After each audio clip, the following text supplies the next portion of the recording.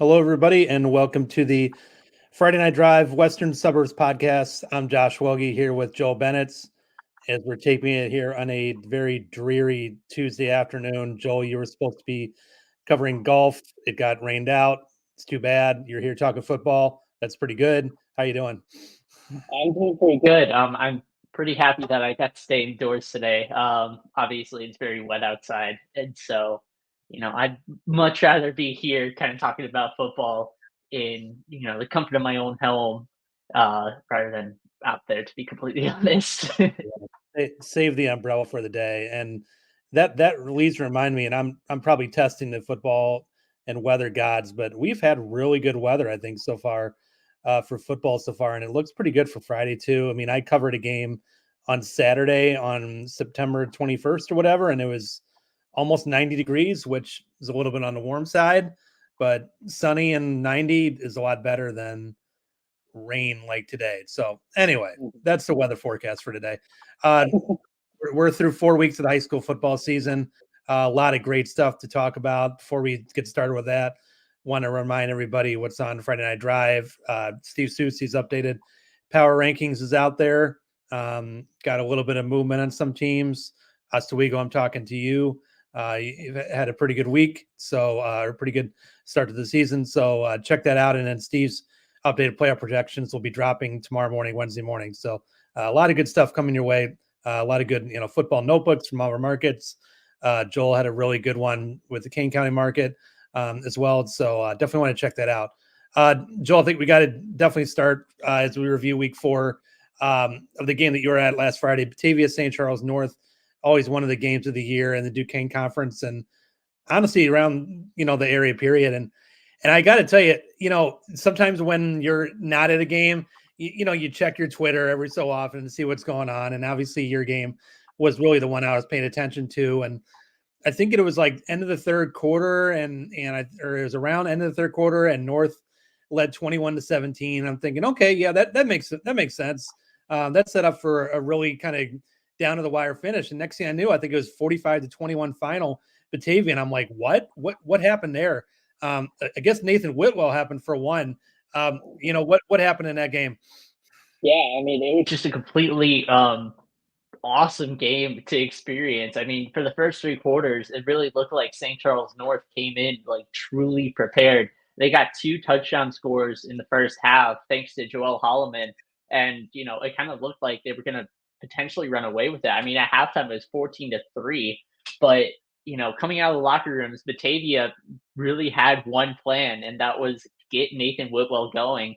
And that's exactly what he did. I mean, he found after not finding the end zone in the entire first half, he found it 5 times in the second half, and 3 times in the fourth quarter in to score 28 unanswered points, and it kind of just blew the game out of proportion. Like you mentioned, the final score was 45-21, but it really doesn't tell the entire story of the game. It was a really great game for those first 3 quarters, but that fourth quarter for Batavia was just absolutely dominant, and it really did show what they could do as an offense when everything gets clicking. I mean, offensive line was just kind of dominating the entire front force. Bodie Anderson was finding wide receivers after not finding any for pretty much the entire first half.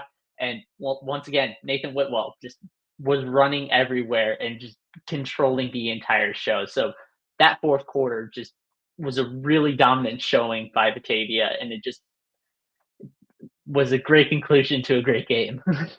Yeah, Nathan Whitwell, I mean, my goodness, kid's just off to a monster start. I mean, I was there for week 1 at Glenbard West when he ran. I think he had 20 carries in the first half alone and ran for over 200 yards. And I'm thinking, well, maybe it's 1 week. Maybe that was just a matchup thing, with Nathan Whitwell. But they've really, gone back to that well right a bit.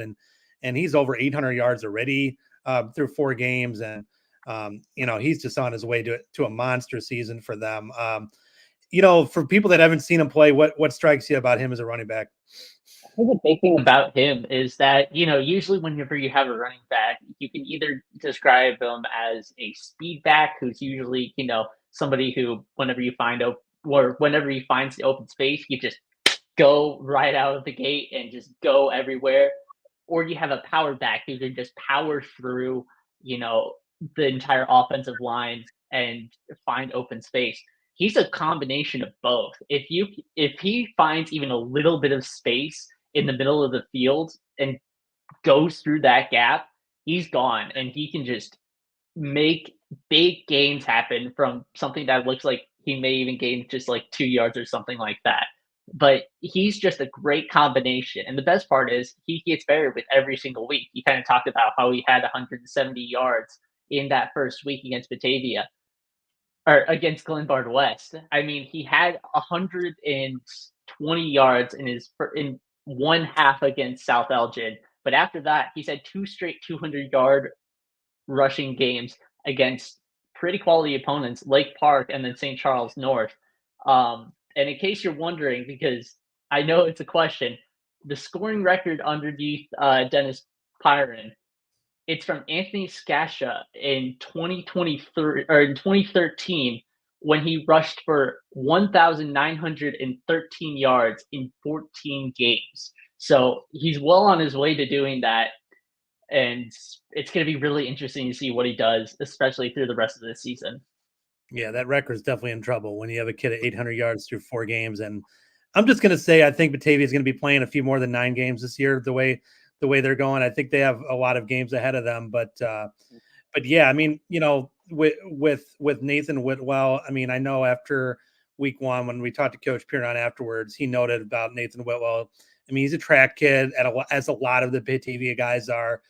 They run track, so he's got that kind of breakaway speed that if he can get to the outside, he can run away from defenses. He had a long touchdown run against Glenbard West, but then he's got that power too. I mean, he's just he's a guy that can take 25, 30 carries in a game. He's got that endurance level. So, yeah, I mean, I think he's really established himself early. I think Batavia, you're going to see Bodie Anderson continue to grow week by week and finding his receivers. But when you got Nathan Whitwell to turn to in a close game, that we're just going to give it to him and lean on our offensive line.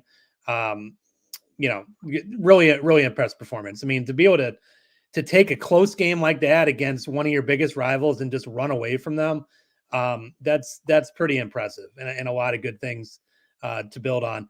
And then, their neighboring rival, Geneva, they continue to roll. I think in their notebook this week, you wrote about their quarterback, Tony Chihino.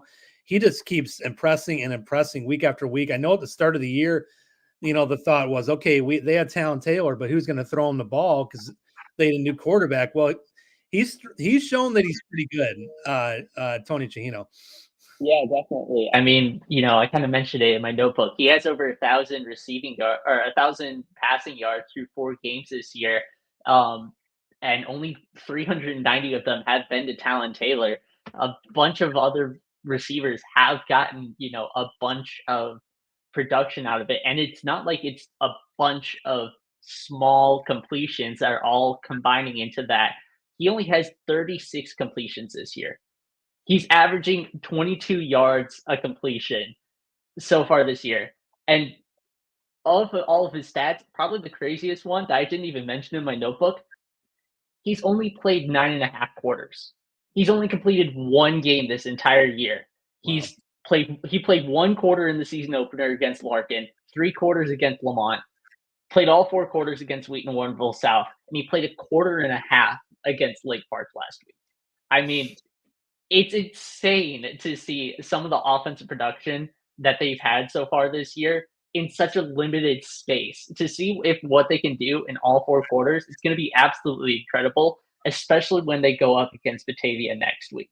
I think that based off of, the production of Nathan Whitwell on Batavia and then Tony Chihino on Geneva, it's just going to be insane to see what happens at Batavia next week. And I'm really excited to see what happens whenever that game comes around. Yeah, I mean, obviously they have to get through this week, but spoiler alert, we're going to be talking about Batavia and Geneva a little bit next week on this podcast because a week from Friday, week 6, Batavia and Geneva, they meet up and man, I mean, if they both go into that game undefeated, which I think there's a pretty good chance they will go into that game undefeated, it's going to make for quite an environment and quite a matchup with those two teams really rolling.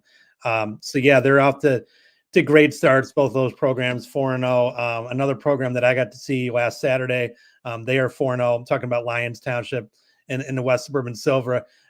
Really strong game for them, playing Glenbard West. Obviously we've talked about in this podcast before. Glenbard West has had its struggles this year, very uncharacteristic struggles. They're now they were 0-3 for the first time since 1999. Well, now they're 0-4 for the first time since 1999. But still, I mean, even with those struggles, that was a big hurdle, I think, for Lyons Township to clear, to be able to beat a team like that. And they had not beaten Glenbard West since 2016. They had not beat Glenbard West at home since 2007. And it was not an easy game. I mean, it was a 7-7 game late in the first half. But then Lyons Township, they had a really good drive in the third quarter to open up a 10-point lead. And then Travis Stam, who's a kid going to Illinois State, he had 9 catches in the first half. He had a pick 6 at the end of the game that, kind of put the cherry on top of it. And Travis Stam, a kid that he's the all-time leading receiver at Lyons Township. And, he was really emotional afterwards talking about beating Glenbard West. I mean, he's a kid that grew up following Lyons Township, watching games. And he's like, I'd never seen us beat Glenbard West as a kid, as a fan, and as a player. He had never done it before. And, after the game, it was homecoming. So there's a lot of emotion there with former players coming back. And then they were taking pictures at the 50-yard line after the game, after the win. So, part of me is like, man, really? It's September. Do you really take pictures in September? But that's a big win. So, you can't really take it away from them to be able to beat a team like Glenbard West. And it's a program that, 2 years ago, I felt like York was really a team that was emerging in that league. And then last year it was Downers Grove North that did, and they went to the 7A final.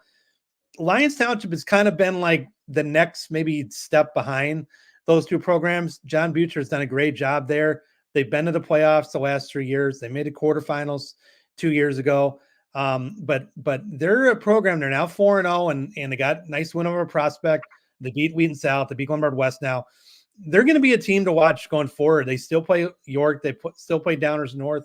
All 3 of those teams still play each other it's going to be the last 4 weeks of the season. So, going to be a lot of fun stuff. So that was a great win for Lyons Township. On the other side, obviously Glenbard West, 0-4, not the start they wanted. They played just an absolute bear of a schedule the first 4 weeks. And on top of it, their star running back, Tayon Oriental, he hurt his hand week 1 against Batavia.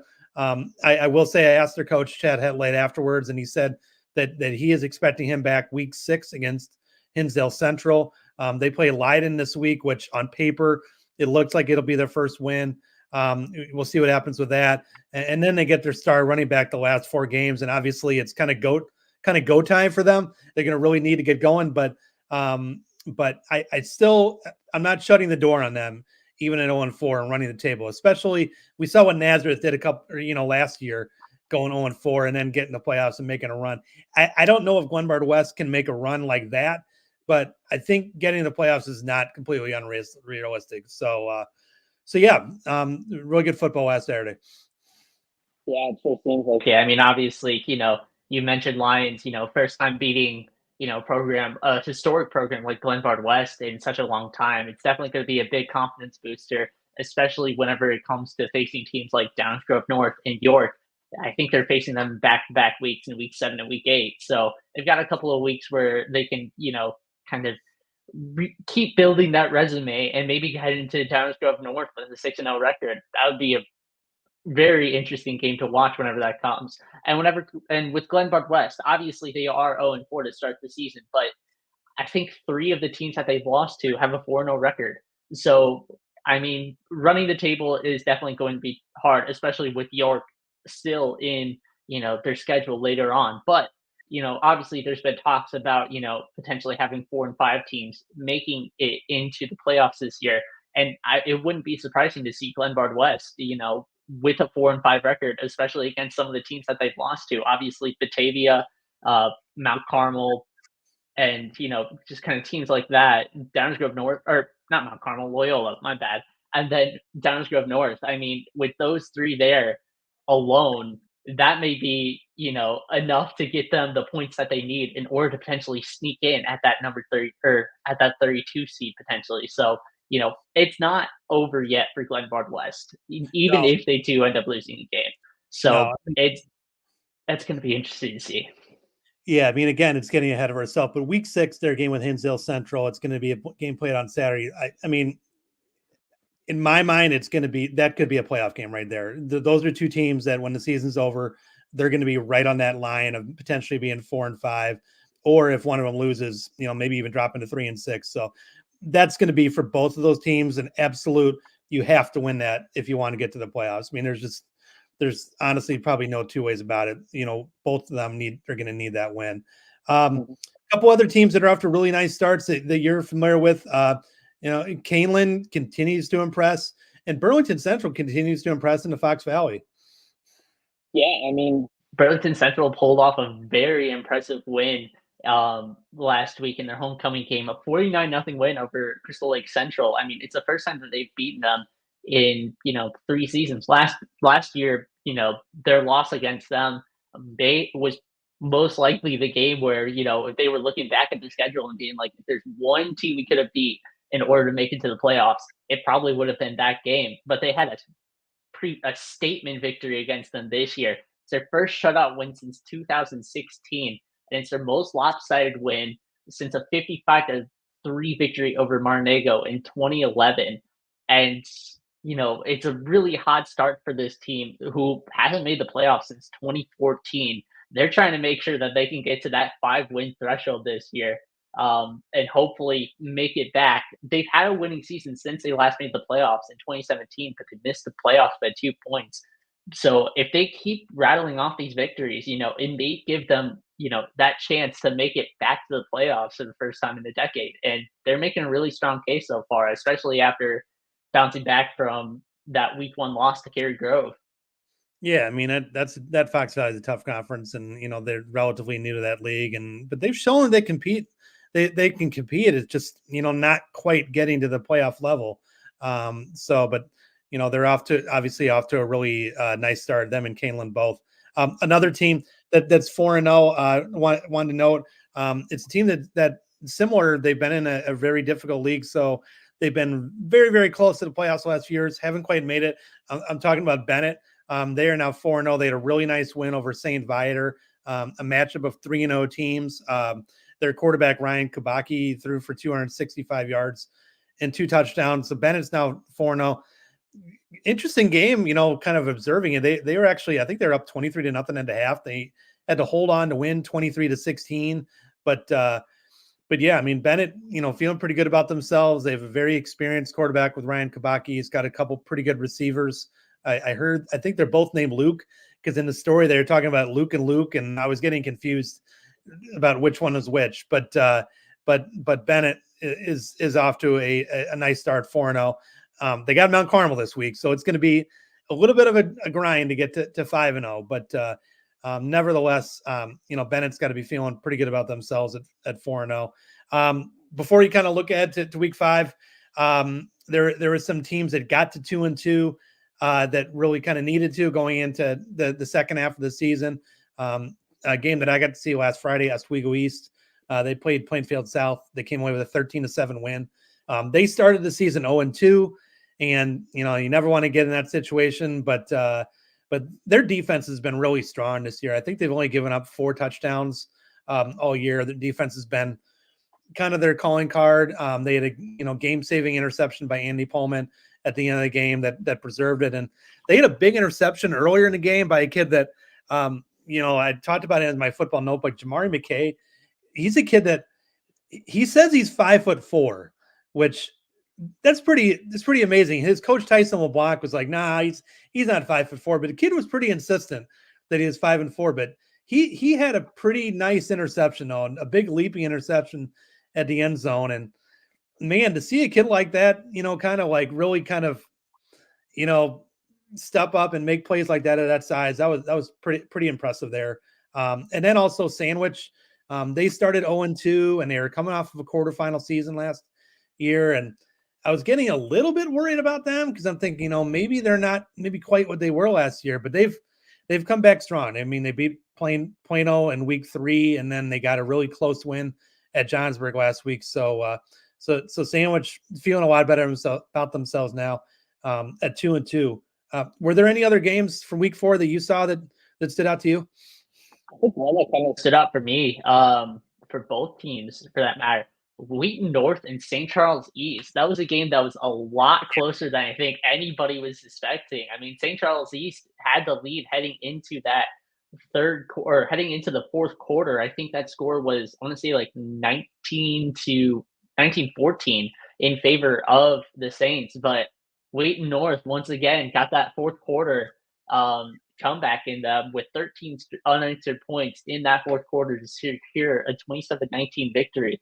I think that's a good win, or that's a win for Wheaton North that, obviously got to be proud of the fourth quarter comeback. But even with the loss, I think that's something that St. Charles East should be proud of, because especially considering, the history of Wheaton North in the Duquesne Conference, getting or pushing them as close as they were, pushing them to the very end, I think that's a very good sign for that St. Charles East team that's relatively young, if I remember correctly. I think most of their team consists of juniors. So that may show what the potential that they have, not just for this year against more impressive teams like, St. Charles, North Geneva, and stuff like that, but it'll also prove to be good for next year as well. Definitely encouraging. I mean, they were able to snap that losing streak, beating Glenbard North, and then to lead Wheaton North, that's been one of the better teams in that league for most of the game. I mean, it's probably discouraging that they lost that game, but if they want to take the glass half full look, definitely a sign of progress. And for a team that's in a program that's really kind of struggled in that league for the last probably 3, 4, 5 years, that's a good sign. And on the other side, Wheaton North, but they have been living, I don't want to say maybe living dangerously, living higher wire, whatever the case. I mean, they've had 3 games that they won. They were decided in the fourth quarter. 2 of them really came down to the end. In fact, one of them, I think, came down to the final play. So they have 3 wins and they're 3-1. So, on the one hand, they're feeling good about themselves, but on the other hand, their coach, Solwardinsky, is like, guys, I'm losing whatever hair I have left. I'm losing right now. You guys got to quit doing it to me. And now he's got against Batavia this week, so that's a tough challenge for that. And I guess segue into this week. What do you think about that matchup? It's going to be a game that you're at, I believe. Yeah, definitely. I think it's kind of one of those matchups that I kind of pegged at the beginning of the season. That's like, this is going to be a good matchup to see how much both of these programs have grown. I mean, both teams saw a lot of their offensive production from last year graduate, so it's kind of a good point to see where exactly has the talent, or how much has the talent grown between seasons. I mean, obviously, Batavia, you got Nathan Whitwell, who has been wrecking everybody. So it's going to be interesting to see how Wheaton North can try and limit that production as much as it can. And then on Wheaton North's side, based off of how all 3 of their wins have gone, if they can keep it close into the fourth quarter, they have a shot of winning. It's just going to be that question of if they can keep it close within those first 3 quarters. So I'm really interested to see how this game goes against arguably 2 of the top teams of the Duquesne Conference over the past couple of seasons. Yeah, those 2 teams have played some really good games over the years, and obviously they've had a lot of postseason success too. Wheaton North winning 7A a few years ago, Batavia getting to the semis, but they reached the final one year as well. So yeah, it should be a fun one. I mean, unlike Batavia, where I'm like, all right, Nathan Whitwell, yeah, he's the guy I got to look out for. I'm not quite as sure about Wheaton North. It seems like they kind of share it a little bit more. I know Diericks, I forget his first name, but he's had a couple of big plays for them late in games. But like you said, similar to Batavia, they're a team that, there's some question about them personnel-wise, offensively, coming this year. And obviously, they've answered them so far. I don't know if they've answered them quite in the affirmative that Batavia has.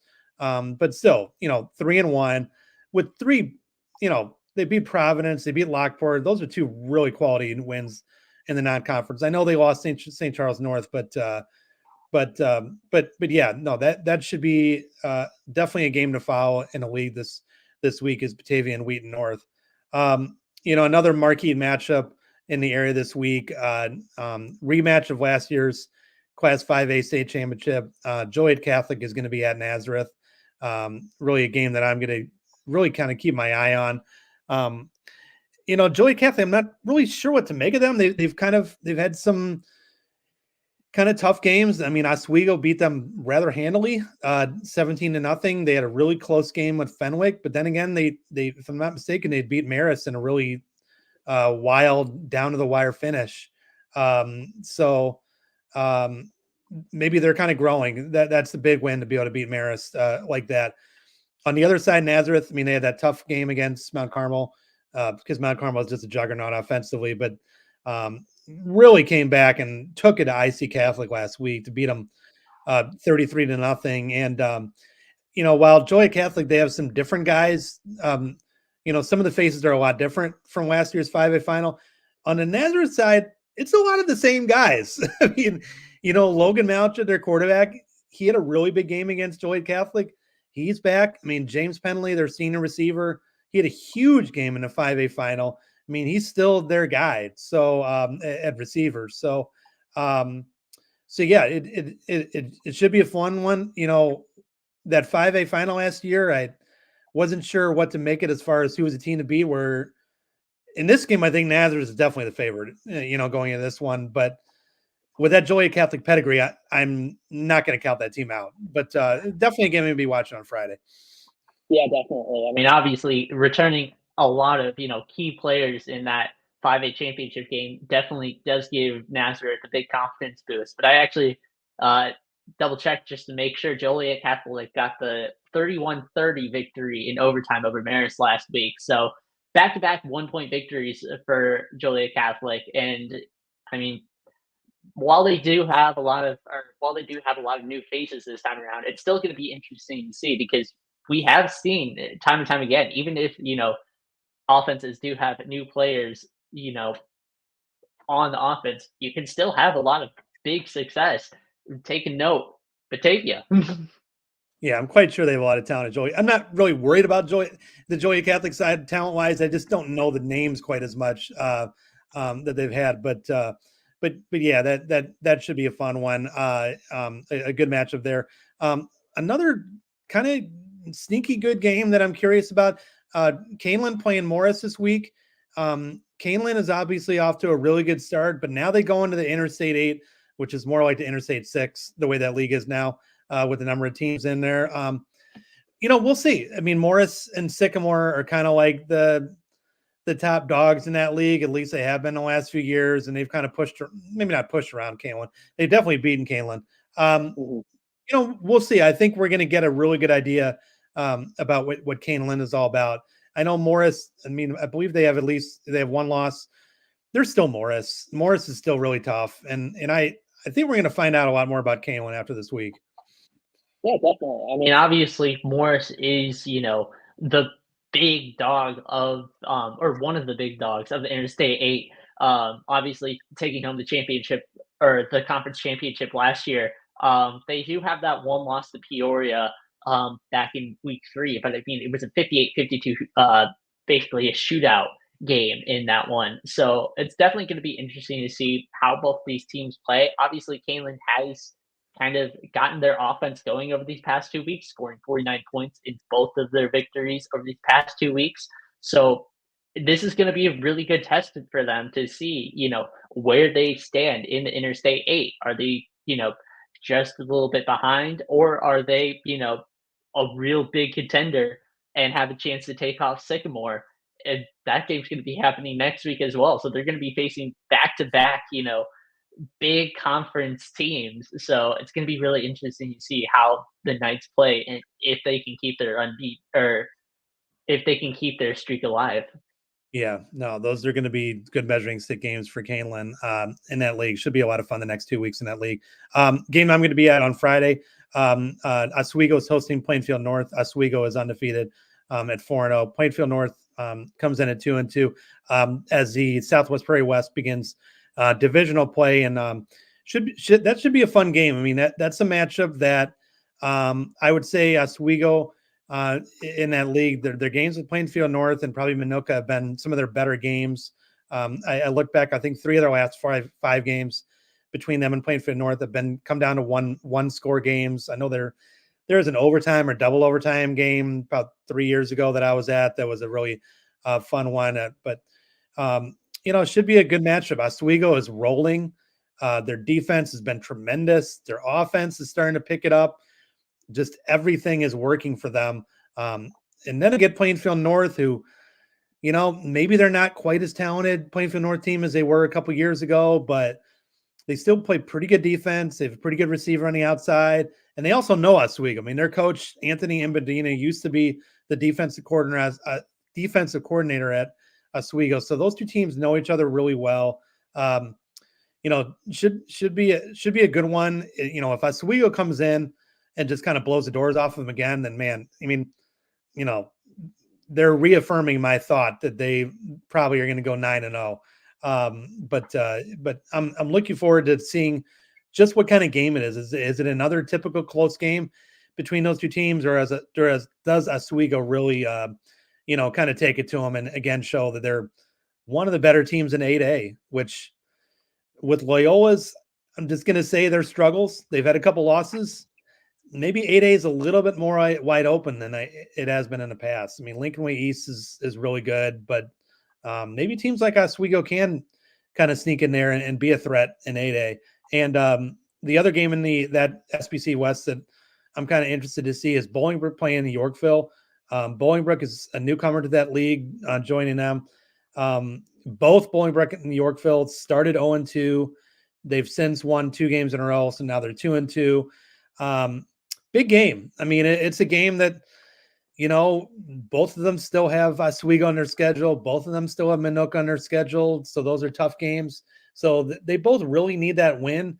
And Bolingbrook, while I don't think they have the talent they've had in recent years, obviously Jonas Williams now is at Lincoln Way East. It's still Bolingbrook. And I just don't know, when a team joins a new league, how are they going to fit in? How are they going to compete? What are they going to do when they get in games with some of these teams? I'm interested to see, how that matchup is going to transpire. Yeah, definitely. I think it's going to be, really interesting to see, because obviously, like you mentioned, both these teams started 0-2 and are now 2-2. So it's going to be interesting to see, who's gotten their stuff together to, push forward and keep that momentum going, and who's going to have to restart all over again and, try and find the momentum again. Any other games for upcoming this week? I know St. Francis is hosting Providence. St. Francis obviously going to be looking to bounce back from their first loss to St. Rita. And I mean, that league is just week in and week out. I mean, they had that big win over for Loyola, and they're riding high, feeling great. And St. Rita comes in and, I don't want to say slaps them around, but St. Rita was leading that game pretty much the whole way. So curious to see how St. Francis will bounce back with Providence coming in. Yeah, definitely. I mean, obviously, St. Providence had that, big loss in the hold on, I think that's right. They had that loss to Wheaton North to start the season. Is that correct? Yeah, last second loss. So they've kind of turned it around since then. But it'll be interesting to see how they face off against a team like St. Francis, who has a little something to prove after what happened last week. But another matchup that I have in mind: St. Charles North and Wheaton North South. That was something that I kind of pegged at the beginning of the season as well. Obviously, it's a matchup between the two returning quarterbacks from last year, and Ethan Plum on the North Stars and Luca Carbonaro from the Tigers. Both teams have been playing relatively pretty well, throughout these first 4 games. Wheaton South is obviously 2-2. St. Charles North suffering their first loss last week to Batavia. So it's going to be really interesting to see, how this game transpires. Obviously, St. Charles North is in the upper echelons of the Duquesne Conference, so it's going to be interesting to see if the Tigers can, move up and, get to that upper echelon as well. Game last year made it to overtime, 42-35 victory for the North Stars. So maybe we'll have another overtime game in that one as well. Yep. A lot of good football coming this weekend. A lot of good stuff coming on a Friday Night Drive. I'll be back here tomorrow with Steve Stewart as we look ahead to some of the top games around the state. Of course, Eddie Criffio and JT Petaldi will be here on Thursday looking at the teams in the North and Western Illinois. Then, of course, Steve will be back on Friday night with Matt Rodewald, the live stream from 9:30 to 11. We'll be covering a ton of football this weekend. Again, for Joel Bennett, I'm Josh Welge. Thanks for joining us. You have a great Tuesday afternoon.